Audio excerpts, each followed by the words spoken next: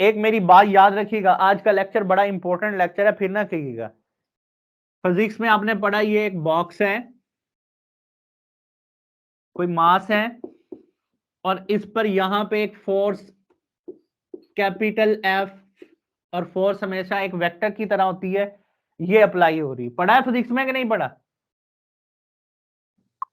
जी sir पढ़ा है। यानी इस बॉक्स को एक रस्से के साथ आप ऊपर की तरफ खींच रहे हो, लेकिन वो बॉक्स इतना भारी है कि रगड़ खाता हुआ आगे मूव हो रहा है। तो कहने का मतलब है रिजल्टेंट फोर्स तो ऊपर लग रही थी, लेकिन box position A to B move हो गया, बाद में बॉक्स यहां पे शिफ्ट हो गया। तो कहने का मतलब ये है उस बॉक्स ने ए टू बी एक डिस्टेंस कवर किया, जिसको डिस्प्लेसमेंट कहेंगे, क्योंकि वो भी एक वेक्टर लिए होगा। ठीक है, तो वर्क डन आपसे निकालने के लिए कहता होता था जी वर्क डन या वर्क निकालें। ठीक है, एफ और डी जो था हमारे पास, ऊपर मैंने ये फार्मूला था, मैं ये नहीं पढ़ाने जा रहा, मैं आपको फिजिक्स के नहीं पढ़ाऊंगा, मैं मैथ के रिलेटेड चीजें कराऊंगा। मैं आपको क्या पढ़ाने जा रहा हूं, मैं ये बताने जा रहा हूं, जब किसी भी मास वाली बॉडी पे, जिसका मास कुछ ना कुछ एग्जिस्ट करता हो, उस पे कोई ना कोई फोर्स लगती है। तो आपने पढ़ा था कि उसकी फोर्स के दो कंपोनेंट होते हैं। यहां से हम परपेंडिकुलर ड्रा करते हैं, यहां से हम परपेंडिकुलर ड्रा करते हैं। तो ये हमारे पास देखें, ये हमारे पास क्या बन गया, 90 का एंगल। ठीक है, ये हमारे पास क्या बन गया, ये हमारे पास थीटा बन गया। थीटे के सामने क्या होता था, परपेंडिकुलर, ये बेस, और ये हमारे पास हाइपोटेन्यूज होता था। समझ आ रही है? Yes sir. अच्छा, मैं हाइपोटेन्यूज की जगह हमारे पास क्या है, अगर मैग्नीट्यूड में देखें तो फोर्स जो एफ अप्लाई हो रही है उसका मॉड, उसका देखें यहां से लेके यहां तक कोई नहीं कोई ना कोई तो वेक्टर की मैग्नीट्यूड होगी ना, वो क्या होगी, एफ मॉड होगा, जो क्या होगा, एक कोई ना कोई नंबर होगा, कोई ना कोई वैल्यूज होगी, स्केलर क्वांटिटी, और वो किसके इक्वल होगा, हाइपोटेन्यूज की वैल्यू के। Any problem? No sir. इसी तरह हमारे पास बेस किसकी इक्वल होगी, उस फोर्स के एक्स कंपोनेंट, और ये परपेंडिकुलर क्या होगा, उस फोर्स का वाई कंपोनेंट। सर देखें अकेला एफ। फिजिक्स में आपने पढ़ा कि जो फोर्स होती है, आपने उस पर थोड़ा सा उसको डीपली स्टडी करना है। क्या डीपली स्टडी करना है, हमने ये चेक करना है फोर्स लग तो ऊपर रही थी, लेकिन उसके एक्स कंपोनेंट की तरफ से भी कुछ वैल्यूज जनरेट हो रही थी, कुछ कशिश जनरेट हो रही थी, जिसकी वजह से ये बॉक्स पोजीशन ए से बी की तरफ गया, और कुछ वाई का कंपोनेंट भी कशिश थोड़ी सी उठा के रखी खड़ा था, जिसकी वजह से ये बॉक्स हिला भी। अदरवाइज तो बॉक्स वहां से हिल नहीं सकता, क्योंकि इसको ऊपर उठाया खड़ा था। तो कहने का मतलब है कि ये दो जो कंपोनेंट हैं, ये हमने किसके बनाए हैं, ये फोर्स के बनाए हैं। किसके बनाए हैं, फोर्स के। अब निकालो, निकालो फोर्स के कंपोनेंट निकालो। देखें कैसे निकालेंगे, जरा देखें। हमारे पास यहां पे मैं बनाता हूं, ये देखें जी, ये मैं कार्टेशियन कोऑर्डिनेट सिस्टम बनाता हूं, कार्टेशियन कोऑर्डिनेट सिस्टम बनाता हूं। ठीक है अब जरा गौर से देखें, ये वेक्टर कौन सा था, फोर्स वाला। ये वेक्टर कौन सा था, फोर्स वाला।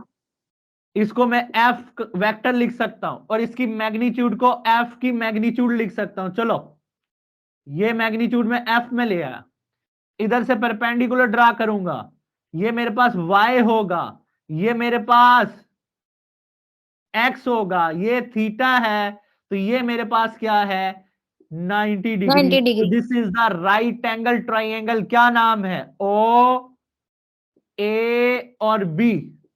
इधर भी नाम दे सकते हैं, यही नाम इधर भी दे सकते हैं, लेकिन इधर आपको ये रेड कलर के ना तो ये वाई एक्सिस नजर आ रहा था और ना ही ये रेड कलर का ये जो कंपोनेंट है रेड कलर का, ये जो कंपोनेंट एक्स है, ये किसके अलोंग है? ये एक्स एक्सिस के अलोंग है ना, ये नजर आ रहा था। आज मैं आपको क्या बताना चाहता हूं, ये बॉक्स को जो हम एक रस्से की मदद से खींच रहे हैं ऊपर की जानिब, लेकिन वो डिस्टेंस तय कर रहा है नीचे, ठीक है, तो उसमें किन किन कंपोनेंट्स का ज्यादा जोर है, किन का कमाल है? एक एक्स का, एक वाई का। तो एक्स एक्सिस के अलोंग जो कंपोनेंट होगा उसको एक्स का नाम दिया, जिसका ओ से लेके बी तक का जो डिस्टेंस है वो स्मॉल एक्स के इक्वल है, यानी कोई ना कोई नंबर है। और ए से बी तक जो है वो किसके अलोंग है? देखो यहां से यहां मैंने कहा था धागा पकड़ लो, ये पॉइंटर ही ले लो, तो यहां से इसको मापो ना जरा, तो ये किसके अलोंग है? वाई एक्सिस के, इसलिए इसको वाई कंपोनेंट कहेंगे। और समझ आ रही है? जी सर। Components, sir. कंपोनेंट हिस्सों को कहते हैं, पार्ट्स को कहते हैं। आज एक फोर्स के कितने पार्ट्स बना दिए? 2 पार्ट बना दिए। एक जो एक्स एक्सिस की तरफ कुछ कशिश, कुछ मकनातीसी कशिश, मैं फॉर एग्जांपल यहां पे बोल देता हूं क्योंकि मैं फिजिक्स नहीं पढ़ा रहा, कि जो उस बॉक्स को इधर खींच रही है, कुछ मकनातीसी कशिश उसको ऊपर उठाई रखी है, तो उनकी वैल्यूज निकालना। आज का मकसद क्या है? कंपोनेंट्स निकालना, उनकी वैल्यूज निकालना। समझ आ रही है? ये मैं रेड वाले अब रेज कर दूं? जी सर।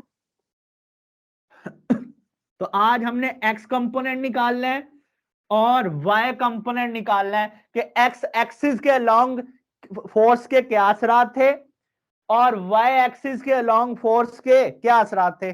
उसके लिए मुझे हेल्प लेनी पड़ेगी, इनको नाम देना पड़ेगा, कोई भी नाम दे दें। यहां हमने ओ का नाम दिया था, यहां हमने ए का नाम दिया था, यहां से बी का नाम दिया था, तो हम कहेंगे इन राइट ट्राइंगल। नाम बोल लें जी, ओ ए Right. बी। नाम बड़ा इंपॉर्टेंट होता है, मैं आपको बगैर नाम से बुलाऊं भाई तो आपको अच्छा लगेगा? No sir. हाँ, Sir. तो इनको नाम से पुकारना है। तो राइट, अब एक राइट एंगल ट्राइंगल के अंदर कितनी रेशोज होती हैं? हमने पढ़ी हैं, फंक्शंस पढ़े हैं 9.4 में। Sine theta perpendicular over hypotenuse, पढ़ा कि नहीं पढ़ा? जी सर। और बोलो ना साथ साथ, बोलो मेरे। साइन थीटा पढ़ा, कॉस थीटा पढ़ा, base over hypotenuse, tan theta पढ़ा, perpendicular over the Base. Base. और ये 3 मेजर हैं। फिर इनके पलटू हैं, जो कॉसिक है वो साइन का, सीकन है वो कॉस का, और Ten जो है. कॉड है वो किसका है? टेन का। तो आज मैं आपसे, ये जो आज बहस हो रही है ना, आप लोगों ने फिजिक्स वालों से भी नहीं पूछी होगी ये चीजें, क्योंकि आपको जब 9th 10th में थी तो आपको ये करा दी गई है, तब आपको मुश्किल से समझ आई थी। लेकिन माइंड में एक सवाल अभी तक आपके माइंड में है, वो आज सवाल मैं खत्म करने जा रहा हूं, मेरी बात याद रखिएगा। चले? Yes sir. मैं लिखने जा रहा हूं जी कॉस थीटा किसकी इक्वल है? बेस ओवर हाइपोटेन्यूज के, Hypotenuse. ठीक है। और मैं लिखने जा रहा हूं कि साइन थीटा, क्योंकि ट्राइंगल तो मैं राइट डिस्कस कर रहा हूं तो उसके अंदर ये 6 चीजें पड़ी हुई हैं, मैं जस्ट 2 ले रहा हूं। क्यों ले रहा हूं उसकी रीजन भी बताते हैं। Perpendicular over hypotenuse, Hypotenuse. तो कॉस थीटा किसकी इक्वल है? बेस की वैल्यू एक्स है और हाइपोटेन्यूज की वैल्यू एफ, फोर्स की मॉड मैग्नीट्यूड है। तो आज एक्स कंपोनेंट निकालना है, तो एक्स की वैल्यू को अकेला करो, एफ का मॉड उधर डाल जाएगा, तो एक्स किसके इक्वल है? एफ का मॉड कॉस थीटा के। बोलो। X is equal to F का mod cos theta. ठीक है, यहां से क्या आएगा? साइन थीटा वाई, ये आएगा वाई ओवर एफ का मॉड, F mod. ठीक है। तो वाई किसके इक्वल आ गया? एफ का मॉड, Sin theta. और यहां Sin तक theta. Sine theta. मेरे बच्चों के माइंड में हमेशा ये एक सवाल गूंजता रहा है बचपन से लेके आज तक, कि जी हम एक्स कंपोनेंट में एफ का मॉड कॉस थीटा क्यों लिखते रहे हैं और वाई कंपोनेंट में एफ का मॉड साइन थीटा क्यों लिखते रहे? आपको ये 9th 10th में पढ़ाया गया कि नहीं पढ़ाया गया? पढ़ाया गया था। और फर्स्ट ईयर में? जी सर पढ़ा है ये। तो मुझे ये बताएं, एक्स ही क्यों कॉस के साथ आता है, वाई क्यों साइन के साथ आता है? क्या ये इनकी आपस में रिश्तेदारी है? तो आपको इस क्वेश्चन का पता है, मैंने आपको कॉलेज के अंदर पढ़ाया था। मैंने देखा ना, मैं अब 10 क्यों नहीं लगा सकता? सुनो जरा, 10 क्यों नहीं लगा सकता? इधर मैं लिखता हूं, मेरा दिल था 10 भी लगाऊं, लेकिन 10 में क्या था? परपेंडिकुलर, और क्या था? बेस था। ये 3 मेजर है ना, बाकी तो इसके पलटू है, बाकी तो इसके पलटू है जी। तो आए जरा वैल्यू लिखें, टेन थीटा क्यों नहीं लगाते हम कंपोनेंट्स निकालते वक्त? क्योंकि यहां पे जरा गौर से देखें, परपेंडिकुलर की जगह क्या आएगा? वाई, और बेस की जगह क्या आएगा? एक्स। तो वाई किसके इक्वल होगा? एक्स टेन थीटा के। और जरा देखो, और कंपोनेंट तो हमने मालूम करने थे, ये हमारे पास नाम मालूम थे। एक्स कंपोनेंट की कशिश हमने ढूंढनी थी कि इसका कितना किरदार है, और ये भी वाई भी हमारे पास क्या था? नामालूम था, अननाउन था। आज जहां पे 2 नामालूम आ गए, कौन कौन? वाई भी नामालूम है और एक्स भी नामालूम है, तो कैसे हम निकाल सकते हैं? नहीं निकाल सकते। तो आज एक बात अपने माइंड में रखना, फोर्स हमेशा जब भी कोई क्वेश्चन होता है तो गवर्नमेंट देती है कि इतनी फोर्स, इतनी न्यूटन की फोर्स लग रही है, तो उसकी स्केलर क्वांटिटी होगी। आज देखो एक्स कंपोनेंट में किसका किरदार अदा कर रहे हैं? देखो एफ की मॉड मालूम है, एफ की मॉड मालूम है।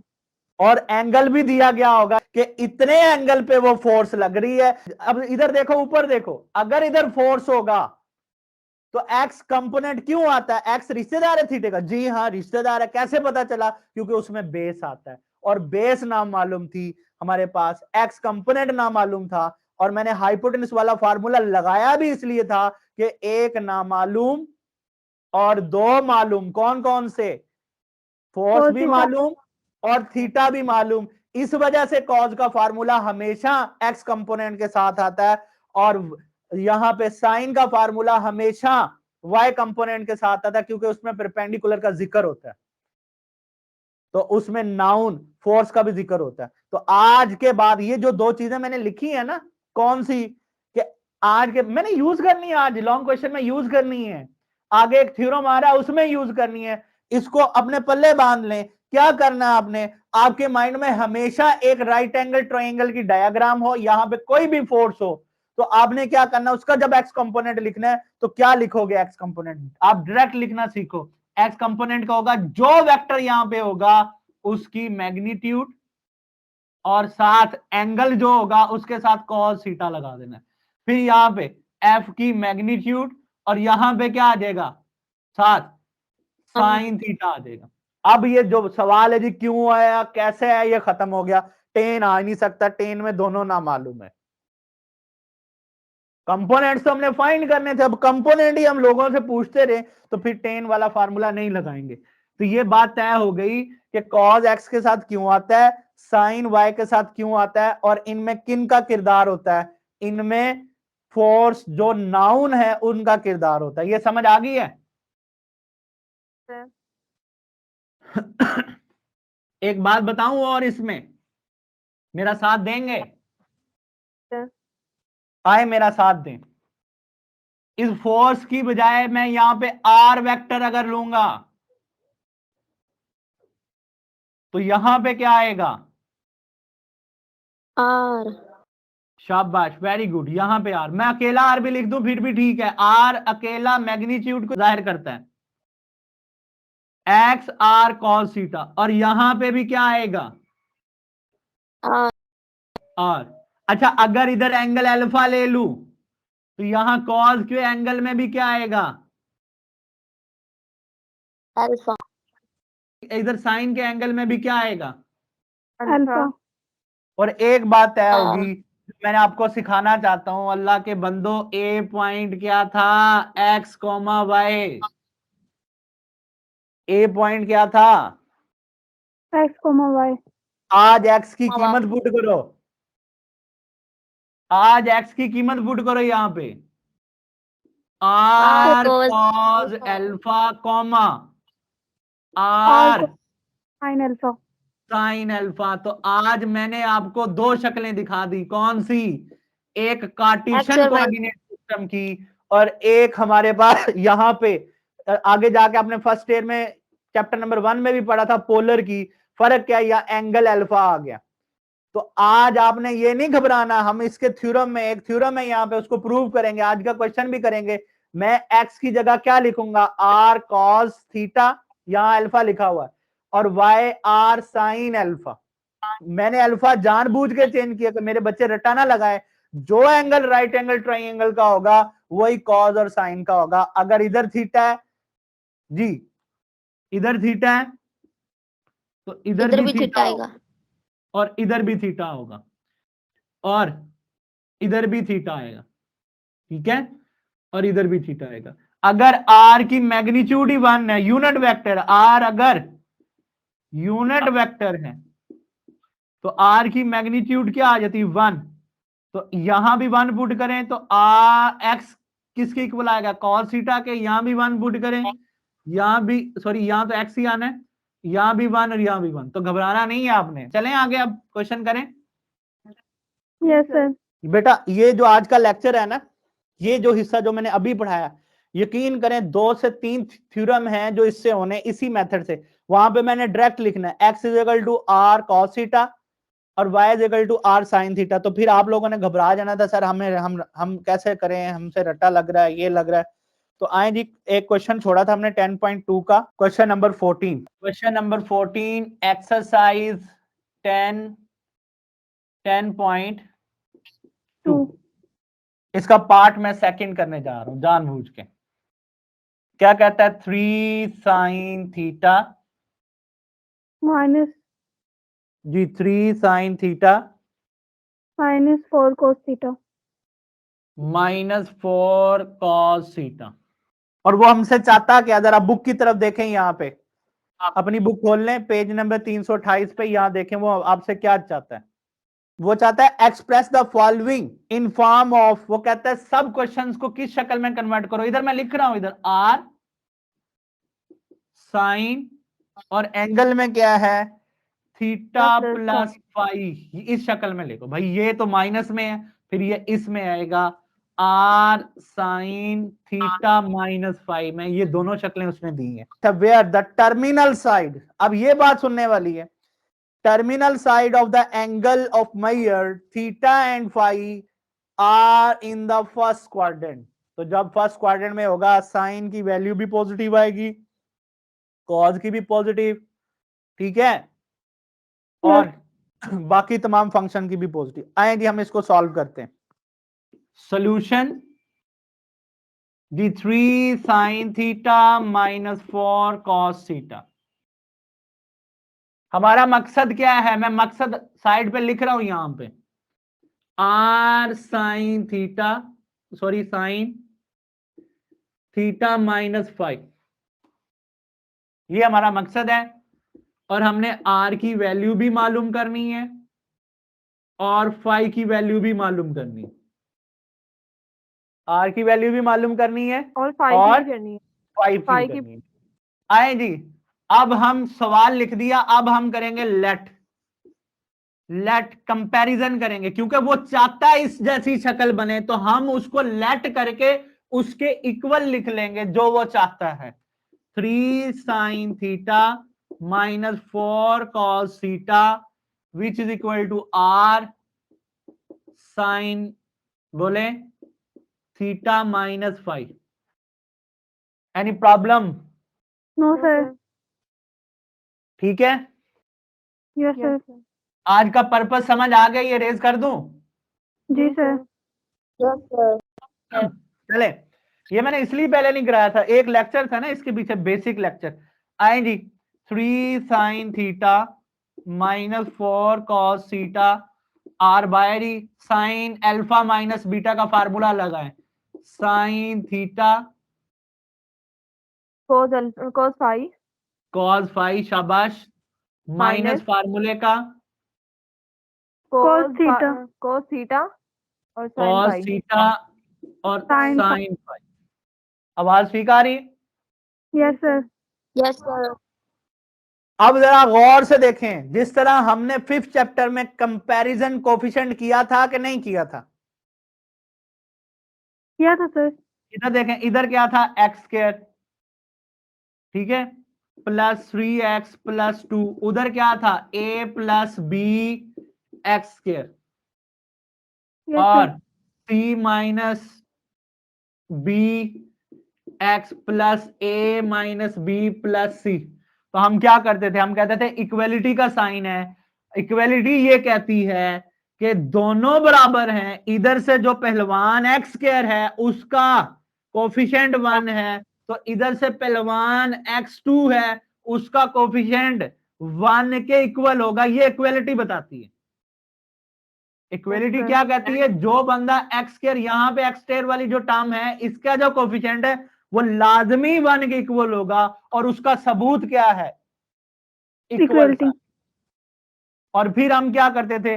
3 लाजमी इक्वल होगा c माइनस बी के, और 2 लाजमी इक्वल होगा a माइनस बी प्लस सी के। यहां से x के कोफिशिएंट, यहां से भी x, यहां से कांस्टेंट टर्म का कोफिशिएंट, यहां से कांस्टेंट टर्म का, तीनों की तीनों कांस्टेंट टर्म का।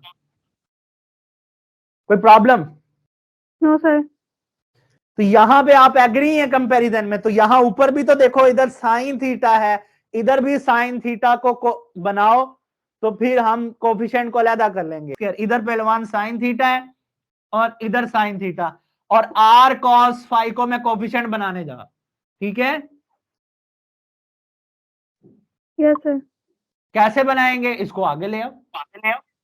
तो लिखो 3 sine theta minus 4 cos theta r, R आगे cos लेके आओ phi. ना इसको। R cos phi.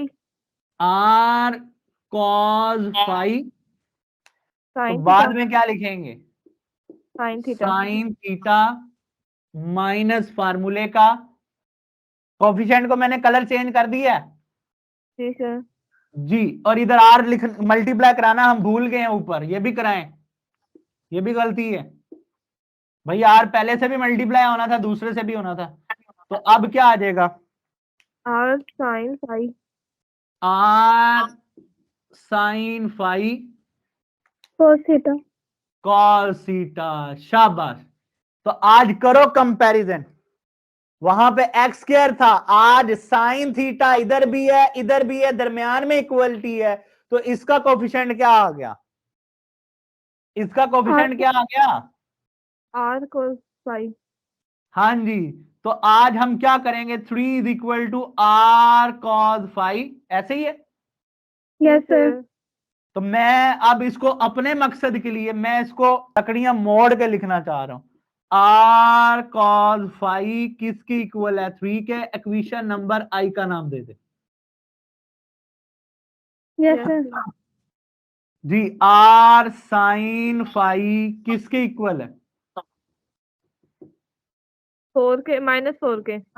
4 के या माइनस 4 के? यही तो मसला है इस क्वेश्चन में, यही तो चीज सीखनी है। और नहीं पुत्र 4 के है, वो क्यों? हमने माइनस वाला फार्मूला क्यों लगाया था? क्योंकि माइनस दरमियान में था, और यहां भी इक्विलिटी के इधर माइनस है, और यहां भी इक्विलिटी के इधर माइनस है, तो ये माइनस इस माइनस की जद में आके बैलेंस है। Okay sir. तो यहां पे 4, यहां पे 2। सर. यहां तक कोई बात? No sir. अब हमने आर की वैल्यू निकालनी। मैंने आपको कहा था हमारा मकसद आर है, फाई है, बाकी चीजें तो वैसे ही पड़ी हुई हैं। ये देखो, R sine theta minus phi, ये तो हमारे पास पड़ा हुआ। आर की वैल्यू कैसे निकालनी है?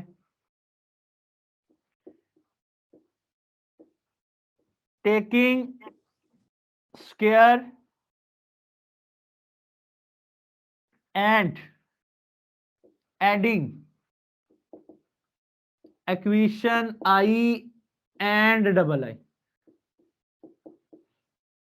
लें जी, इनके स्क्वायर लेके इनको जमा कर लें।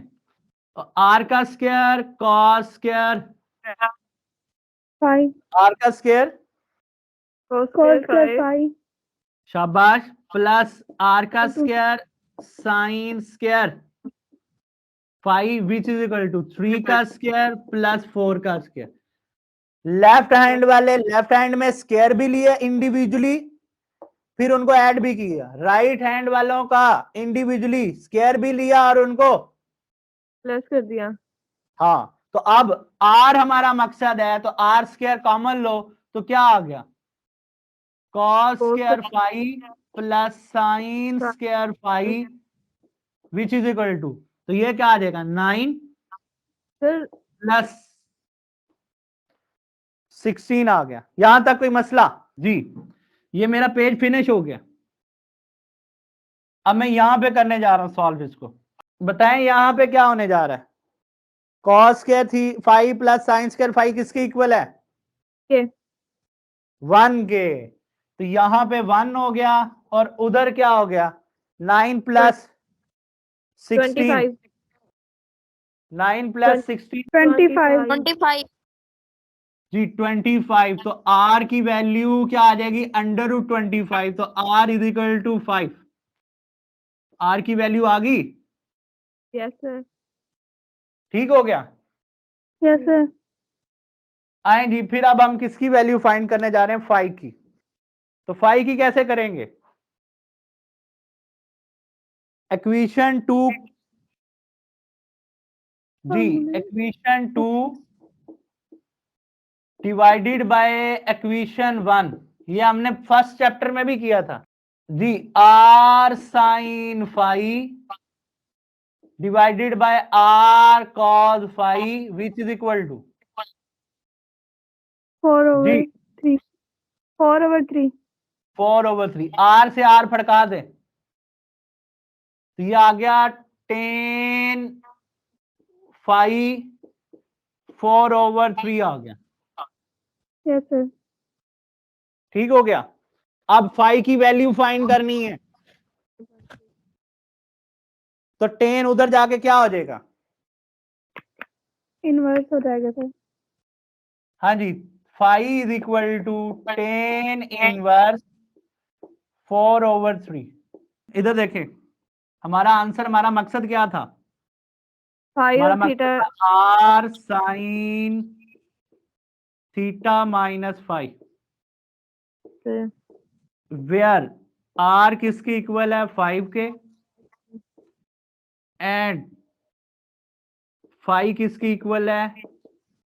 10 10 इनवर्स 4/3 4/3। 4/5 कुछ लोग ये नहीं करते, कुछ लोग यही आर की वैल्यू यहां पुट कर देते हैं। ये देखें, ये 5 इधर लिख दिया और वेयर के बाद, तो ये हमारा आंसर। पीछे आंसर देखें जरा। सर यही है, लेकिन सर उन्होंने थीटा प्लस 5 किया हुआ है, क्वेश्चन में माइनस है। क्वेश्चन में माइनस है बस आप माइनस वाले ही लिखेंगे। असल में पता क्या है, बुक हमारी ना नेगेटिव के लिए भी प्लस यूज कर रही है और पॉजिटिव के लिए भी प्लस यूज कर रही है। मेरी एक Yes. बात याद रखें, अगर हम प्लस वाला लेंगे फिर ये फर्स्ट क्वाड्रेंट में नहीं रहेगा। क्यों? क्योंकि बीच में क्या आ रहा है मुझे बताओ? माइनस आ रहा है कि नहीं आ रहा? आ रहा है सर। तो बेटा फिर देखो ना, एक वैल्यू नेगेटिव आएगी कि नहीं आएगी? आएगी सर। जब एक वैल्यू नेगेटिव आएगी तो हमारे पास एक, देखो ना, ऑल ट्रिग्नोमेट्री रेशियोज कहां पॉजिटिव होती हैं? फर्स्ट में। तो जब एक नेगेटिव आ गया तो फिर वो फर्स्ट क्वाड्रेंट से बाहर चला जाएगा। इसलिए हमने उसके रूल को भी फॉलो करना है। उसने खुद कहा कि ये आपका टर्मिनल आर्म किस में है? फर्स्ट क्वाड्रेंट में। ये हिंट है, यही बच्चे कंफ्यूज होते हैं, इस वजह से हम ये क्वेश्चन एंड में कराते हैं। एक तो ये बच्चों को नहीं करना आता डायरेक्ट ये फार्मूला यूज कंपोनेंट्स वाला, और दूसरा ये आपने माइनस वाले के साथ माइनस वाला ही लगाना फार्मूला और प्लस वाले के साथ प्लस का। अदरवाइज फिर माइनस इग्नोर नहीं होगा। अगर प्लस वाला लगाओगे तो वो फर्स्ट क्वाड्रेंट में नहीं किसी और क्वाड्रेंट में चला जाएगा एंगल। यहां तक कोई बात पूछनी है तो बताएं। No sir.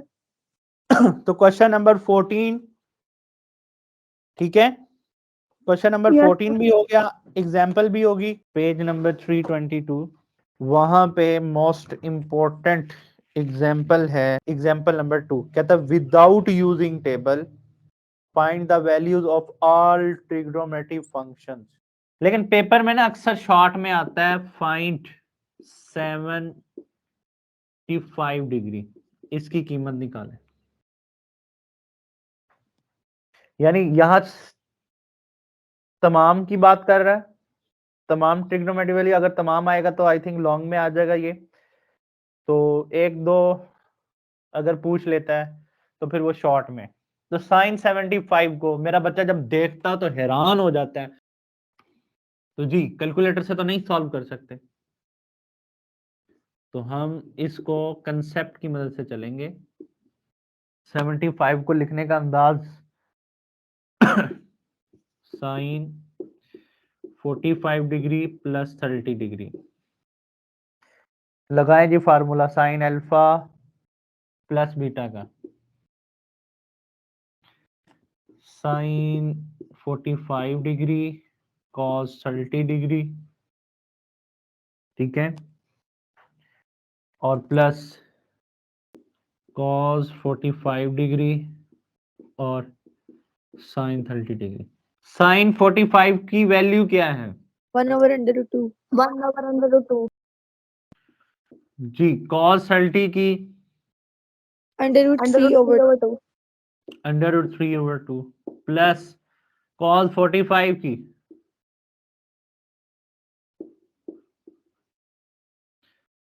और साइन 30 की √3/2 नहीं जी, साइन 30 1/2 है। वैल्यूज भूलती हैं आप लोगों को? बाय मिस्टेक √3 2/2 प्लस 1 2/2 खत्म हो गया ये क्वेश्चन। एलसीएम सेम है, 2/2 आ जाएगा और √3 प्लस 1 आ जाएगा। ये हमने साइन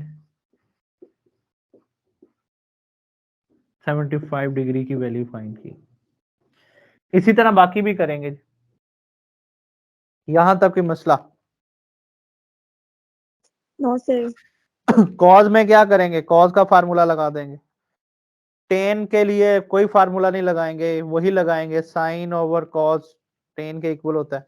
साइन की वैल्यू ये है, कॉस की वैल्यू जो निकालेंगे हम तो वो हमारे पास होगी। देखें इसने किया वो बुक ने, लेकिन मेरा काम था आपको नजर से ओझल है तो दिखा दूं कि ये छुपा हुआ एक शॉर्ट क्वेश्चन है जो पेपर में आपके साथ जब मुलाकात होती है इसकी तो फिर आप लोग पूछते हो कि ये पता नहीं कहाँ से आया, हमने पढ़ा भी है कि नहीं पढ़ा, तो ये दिखाना मेरा फर्ज था, खास तौर पे एमसीक्यूज के लिए। एमसीक्यूज में फिर भी बच्चा कैलकुलेटर यूज कर लेता है, लेकिन कैलकुलेटर से मेरी एक बात याद रखना, कैलकुलेटर से जो आंसर आएगा ना वो पॉइंट्स में आएगा, ठीक है। और इसका आंसर देखो ना, मेरी एक बात सुनो, फायदा क्या हमें, एक बंदा कैलकुलेटर से आंसर निकाल रहा है, एक बंदा इसको इस्तेमाल करके आंसर निकाल रहा है, इसका फायदा क्या है?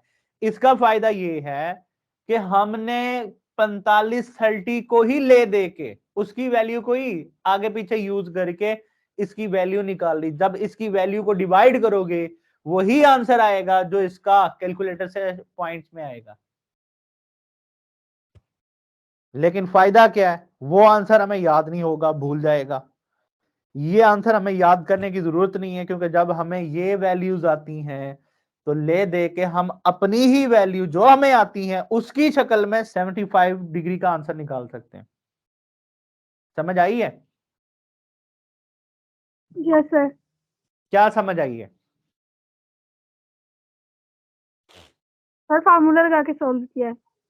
हाँ यही चीज बच्चे ना ये पेपर में पूछते हैं, सर हम क्यों कर रहे हैं ऐसा। मैं इसकी रीजन ये बता रहा हूं, देखें हमने किस इन्हीं को लेन देन करके इन्हीं चीजों की जो हमारे पास, देखें हमारे पास वसाइल क्या थे, टेबल के वसाइल थे। टेबल के अंदर हमें किसकी वैल्यूज आती थी?